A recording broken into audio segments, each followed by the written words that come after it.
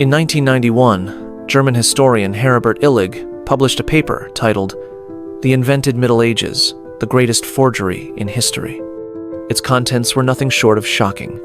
He claimed that a powerful trio from the Middle Ages Byzantine Emperor Constantine VII, Holy Roman Emperor Otto III, and Pope Sylvester III had orchestrated a massive historical conspiracy. They allegedly fabricated 297 years of early medieval history, a period often called the Dark Ages, creating a nearly 300-year span of phantom time that never actually existed. In other words, the current year isn't 2025, it's actually 1728, a full 297 years earlier. Dr. Illig dubbed his hypothesis the Phantom Time Hypothesis, and argued that the years between 614 and 911 AD, the early Middle Ages, simply never happened. As evidence, Illig pointed to the glaring lack of historical events during that 297-year period. He argued that while the periods before and after were filled with a sequential flow of major, well-documented historical events, these 300 years were strangely barren, with the few remaining records being incredibly fragmentary. And indeed, historical texts and documents from this specific era of the early Middle Ages are exceptionally sparse, and thousands of documents suspected of being forgeries have reportedly been discovered. He also claimed that the Romanesque architectural designs seen in 10th century Western Europe were far too modern for their supposed time period. The paper immediately became a massive point of contention in the academic world. In 1995, another German historian, Dr. Hans Ulrich Niemitz, backed the hypothesis by publishing his own paper, "Did the early Middle Ages really exist?" And the phantom time hypothesis began to be treated as a serious academic inquiry into a possible grand historical conspiracy. Following the publication of the phantom time hypothesis, its supporters cited evidence similar to what Illig and Dr. Niemitz had argued. They pointed out that this period has a severe lack of documentation compared to other historical eras, and that the sudden appearance of new technologies in the 10th century, like new architectural styles, didn't fit the typical pattern of civilizational development. Furthermore, if such a rapid technological leap had occurred, there should be numerous documents detailing its evolution, but for this period, there are none. And among the artifacts believed to be from this era, there's an unusually high number of anachronisms. For example, coins thought to be minted in the 10th century have been found in 7th century sediment layers. The Middle Ages was a time before communication devices or widespread, standardized clocks. This meant that relaying information or confirming the exact time often had to go through specific institutions or official channels. And these tasks of relay and confirmation were usually tied directly to the most powerful institutions of the day, the church or the military. The argument was that, because of this, if these powers decided to altering or correcting a concept like the calendar wouldn't have been a major undertaking. And, in fact, there is historical precedent for this very act of changing the calendar in the Middle Ages.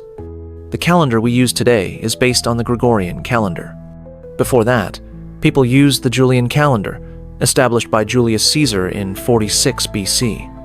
A year in the Julian calendar was 365.25 days long, but the actual astronomical or tropical year is 365,2,422 days. This created a discrepancy of 11 minutes and 14 seconds each year. Over 128 years, this added up to a full day's difference.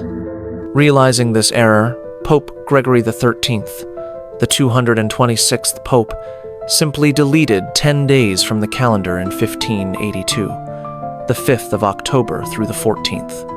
Those 10 days officially never existed in history.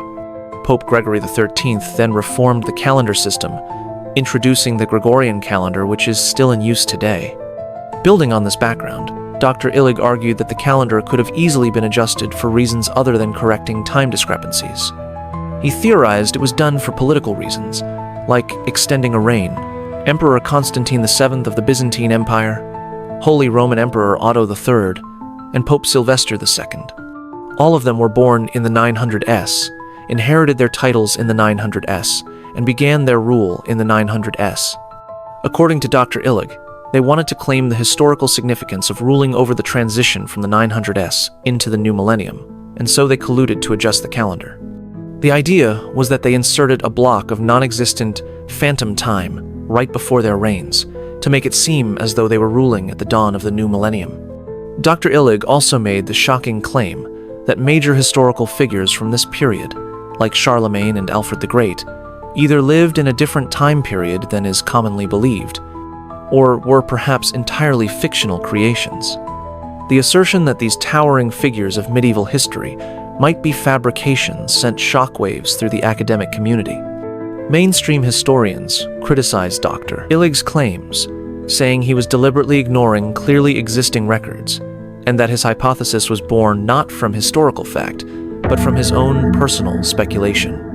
Stephen Dutch, a professor emeritus at the University of Wisconsin, refuted the phantom time hypothesis for two primary reasons. First, the hypothesis is far too Eurocentric in its scope. During the period Illig claims was fabricated between 614 and 911 AD, the Islamic and Tang dynasty cultures experienced explosive cultural and technological growth, and there are extensive records to prove it. Stephen Dutch also pointed to the records of Halley's Comet, which visits Earth approximately every 76 years, appearing in medieval European texts in the year 837. His point was that records of such specific astronomical phenomena cannot simply be fabricated. Some scholars have said that while Illig's phantom time hypothesis may have its flaws, the historical gaps, forged documents, and anachronistic artifacts he points to still warrant valid research. Even if they don't prove the existence of phantom time, they could certainly point to some other historical conspiracy. Nevertheless, some academics and experts still support the phantom time hypothesis. It was clear that the numerous anomalies from that period were hiding some kind of undiscovered secret. So, what is the real truth behind the phantom time, the historical void proposed by Dr. Illig? Could it be that we are actually living in the early 18th century, still in the Middle Ages? History is a long novel, written by the powerful. This has been the repository of wonders.